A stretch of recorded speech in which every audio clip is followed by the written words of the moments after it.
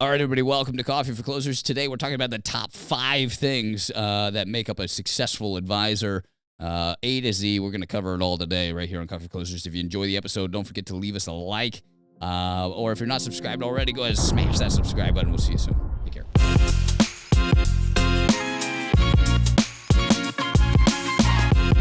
Okay, everybody, welcome to Coffee for Closers. Alex Welling here with Kallmeyer. Just another great episode here. Why does this always do this?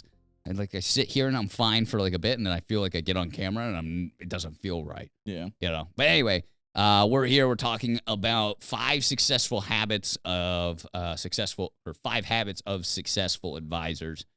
Good topic. This was a requested topic from some folks out there that were like really wondering what the best of the best do, and some of these list type episodes seem to do very well, where people kind of can kind of get the top 5 things. So we kind of narrowed down to what we think are the most common things of successful advisors.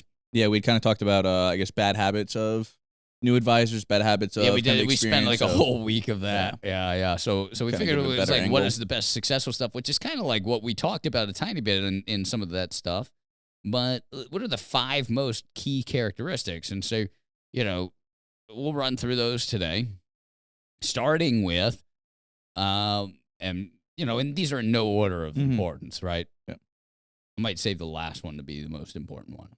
But number 1, always educating themselves, right? Mm-hmm. So talking to advisors, the ones that are always willing to learn something new or learn something that they didn't think they knew, or, just willing to accept that they don't know everything, more importantly. Those seem to be one of the most common core characteristics of our top advisors. Yep.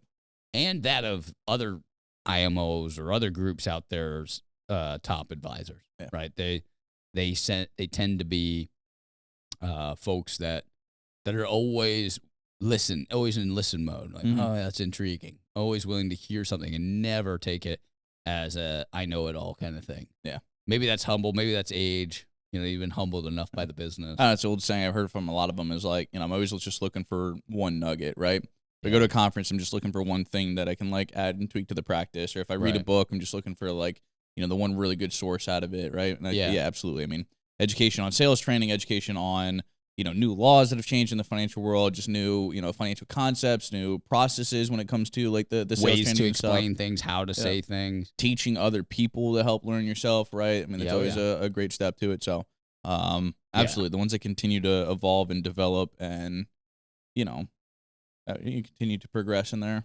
abilities in their work career. Absolutely. Number 2, those that continue to set and track goals. So at the beginning of their year, midway through their year, whatever it might be, maybe they have a 5-year plan, 10-year plan, something like that. They legitimately set goals, not just talk them out loud or think about them in their head or tell their wife this or the husband that, whatever it might be. They legitimately set goals. I'm going to do this amount. This is how I'm going to get there. And these are the achievable milestones that'll get me there. This is the stepping stone, right? They're really putting a methodical plan to it. And they've done the mathematics behind it. They understand the investment that it's going to take to get there. And they make strides to tracking that throughout the year. I think that's a really tough one that's very quickly lost in the industry because we're obviously a very maybe time or already goal set based thing, right? Like there's always a next thing you're doing, right? Like I have a workshop next month, right? I have a workshop coming up, and then I've got the appointments from that. Like there's always these micro steps you're accomplishing, these micro goals you have, right? Where it's like, again, it's September. I know November and December are slow, so I've got October and then beginning of November to really get some business in the door, and you get focused on that one specific time period, that one section of it. And I think a lot of people don't look at the bigger picture to say, hey, look, let's structure a year out. Let's look at, again, the 6-month goal, the 5-year goal. It's just, hey, look, I've got a workshop coming up in October. I'm going to take whatever November and December off, and then January we're getting back to things. And then, of course, again, I got a workshop every month. It's definitely like that. It's definitely like where I'm going to write, or I'm going to do this. Yeah. I'm going to do a workshop a month. Yep. But have no goal for the outcome of it. Yeah. right? It's like, it's easy for me to just say I'm going to do 12 workshops. Mm-hmm. What's hard is to say I'm going to hit 10 million this year. Yep. And I did 7 last year. Yeah. Because that's putting an end result. The other Mm-hmm. is like, that's easy. I just have to shell out the money to do 12 workshops and then show up. Yep. But it's the same with training for a race, like a marathon or something like that. It's very easy for you to say, I'm going to do a marathon. Yeah. Right? Because all you got to do is Sign up and show up. Yeah. And then finish. But to say, I'm going to do a marathon and I'm going to finish it in this amount of time is a totally different feat. Then you run, you, again, cycle, then you swim. You're like, all right, these are my times here. Where can I achieve better? Where does it matter? Where can I lose some time at? Absolutely. You create a methodical plan to how I'm going to get there. This is the training I'm going to do, whatever. Yep. Same kind of thing with your business. The best of the best out there are setting those goals of saying, I'm going to do this. And they set aside time in October, November, sometime so that they have December to get all the ducks in a row, start the plan off, have milestones where they'll check in on the progress of that goal. But they sit down and they say, okay, what is a reasonable expectation of myself for the next year? And we've had this argument, or I guess discussion, more so than argument, because I think we both very well share it, right? It's like understanding your business cycle too. Like understanding that in this business, quarter one and beginning of quarter two is where most of your business is going to come There's from. a lot of lack of business sense in some folks when they sit down and do planning. Proper planning I understands the idea of the business cycle. It's like, okay, I need to do 60% of my production. If I want to do 10 million, I need to hit 6 million by the end of quarter one to hit that, because I know what summer's going to look like, and I know what winter's going to look like. Yeah. It's going to ebb and flow, and I'll be lucky to get above this. But if I can hit 60% of my income need, or 60% of my my production goal by this time, then I can hit the cycle just on par and be in a place where I know I'll hit the stride, right? Like, folks don't understand the business cycle in our industry. If you're thinking you're going to do $1 million a month to get you to the 12 million, that's and naivety. That's naivety, and that's lack of understanding of the business cycle. The best of the best understand how to set goals and have folks that help coach them through those goals. Proper analytics of your past performance will indicate how the natural cycle of your marketing goes. Right? It's easy. When do you have the most annual reviews to do? Right? Look at that. Yeah, that's a great point. When are you the most flooded with times you've got to call your clients, and that's when you're writing your business. Same with, what were the average attendance rates of your workshops? Yep. Right? Yep. So again, that's setting, tracking, and using those numbers to make this very crazy, very sporadic business a little bit more predictable. Third big thing, maintaining relationships, which kind of goes through to what you're saying about annual reviews, but other things. It's like the best of the best. Don't just write business and move on to the next. Those folks end up netting the worst of all producers, because they're kind of like this churn and burn model where they're always having to spend to turn out new business. The people that are maintaining relationships, whether that's through annual reviews or potential prospects and staying in front of them and really have a farming system like we've talked about in recent episodes, those folks end up putting themselves in a place where they are going to be top producers because they're nurturing their prospect book. Those are free marketing opportunities to a resource that's going to yield some sort of referral prospect. Referral prospects close. I don't care who you are. You get a referral from somebody, that's going to increase your close percentage by sometimes 100%. Yeah. If you close at 25% of new prospects, and be real with yourself. Don't tell me you close 50, 60, 70% of new prospects. Yeah. Right? Unless your marketing is golden. Yeah. Right? It just kicks out all the tire kickers in the world and people that aren't ready to move exactly right then and there. So if you close, somewhere around 40%, a referral you might close 80% of. 80% of referrals that walk through my door, I write business with. Yeah. Right? Maybe more. Like being realistic. Yeah, being realistic is a huge part of it. Being realistic, right, and that goes with proper goal setting. Like, I don't want to hear that you did 7 million next year and you want to hit 20 this year, or you don't see why you can't hit 15. Yeah, or you've hit 3 million for the past 10 years in a row, and you got a lucky $2 million client, and now 5, and now you want to jump it to 7, right? Those are very easy, respectable increases. 100% increases are very reasonable when it's like losing weight. You're going to lose weight quickly when you have a lot of extra fat on you. Yeah. But when you start to slim down and have less of a body fat percentage, it's going to be very hard to lose weight, right? Same kind of thing with production. When you're a $1 million producer, it's very easy to increase 100%. Yeah, to 2. But when you're a $10 million producer, it is very hard to get to 20. Yep. Very hard. That's doubling what basically is a successful advisor. You're doing twice that, right? Same kind of thing if you want to go to 15 there. It's like, don't jump up so high. Look for those gains that seem to be realistic. Realistic. Yep. And think about time use, your best time use. Happy advisors, too. You got to keep some sort of work-life balance. Yep, absolutely. Things going wrong at home, it's going to show in your sales. Yeah. Price that into your planning, too, right? Fourth is we found to be embracing technology, which is so true, especially recently, right? It may not have made the list so much in recent past, but recently, if you're going to be successful as an advisor, you have to be technologically proficient. The people that weren't in the last 3 years either had a down year, ended up having a year where they just worked a referral book of business for a while and weren't able to bring in new prospects, and that's just setting up failure for future results, right? You got a skinny top of funnel, but a very large middle and lower funnel. You've been eating all your crop and not planting new seeds. Robbing Peter to pay Paul eventually. That's gonna catch up with you, right? So embracing technology allowed a lot of folks that were willing to do that, the best of the best, to pivot and put themselves in a place where they can continue to harvest and plant new seeds and hunt and gather and do all the things we've talked about in these recent episodes. Yep.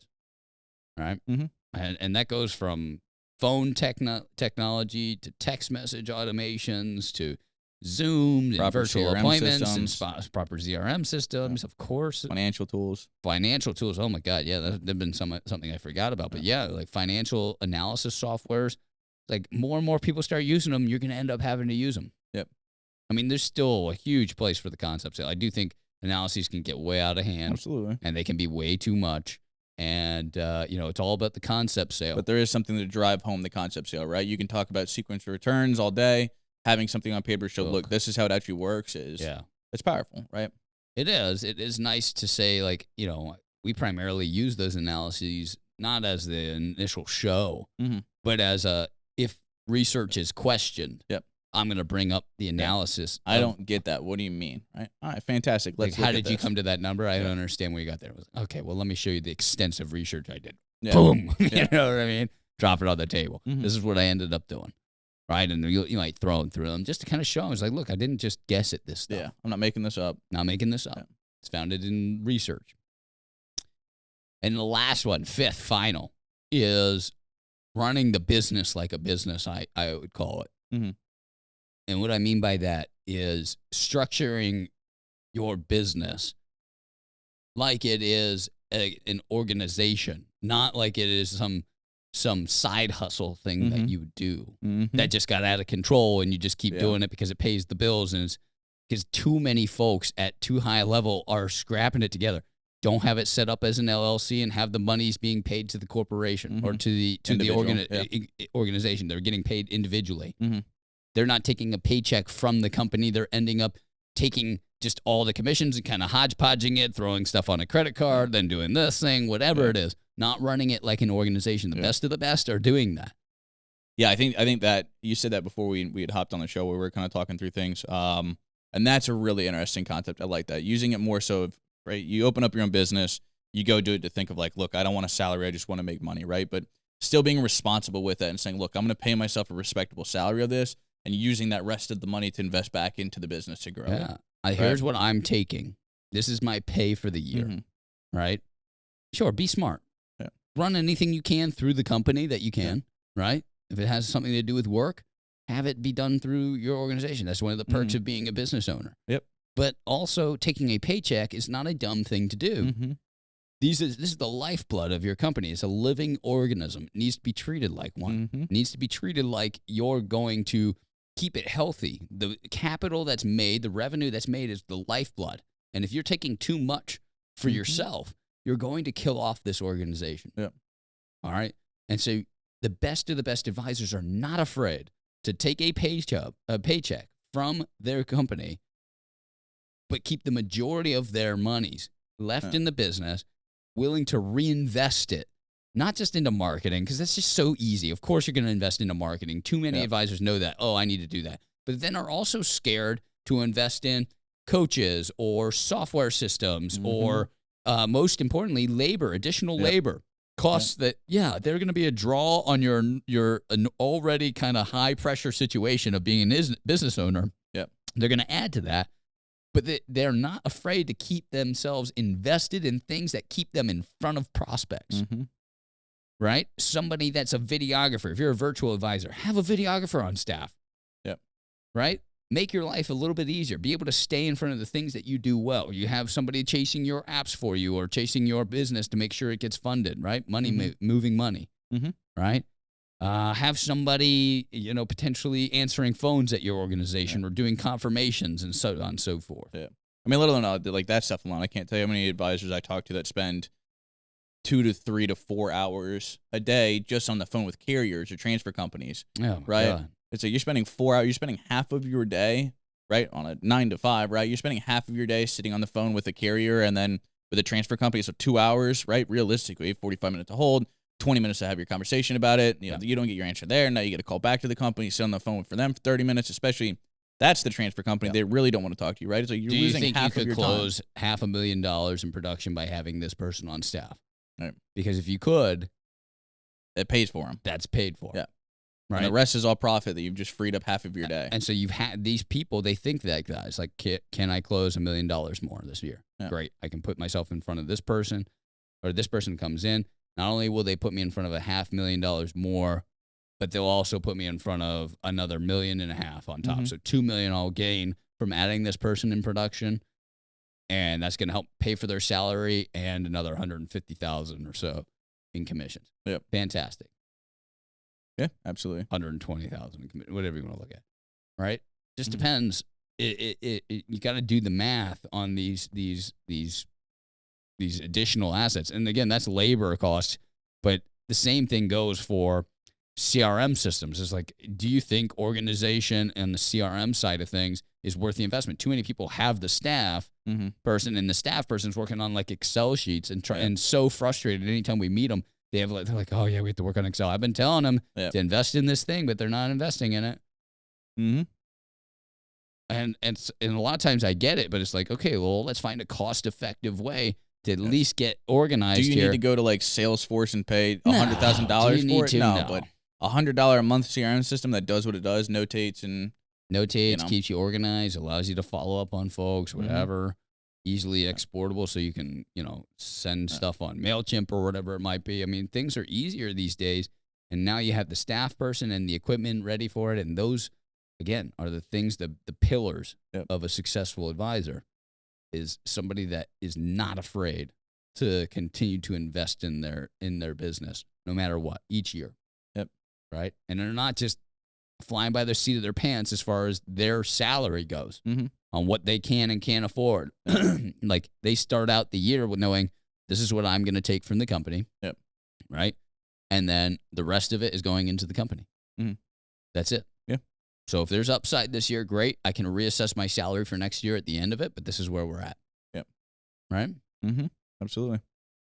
And we might even add that they have a good accounting person as well, right? Like some sort of CPA or somebody that does their taxes annually that helps them, keep organized there. Yeah, because that can be a mess real fast. Yeah. Anyway, those are the top 5 things that we assess. If there's anything else that anybody else sees that we might want to drop in the comments, feel free. Again, if you liked everything today on today's episode, give us a like. And, of course, if you're not subscribed already, go ahead and subscribe. We'd love it. We'd love to have you. Anyway, hope you enjoyed it. We'll see you next time on Coffee for Closers. Take care.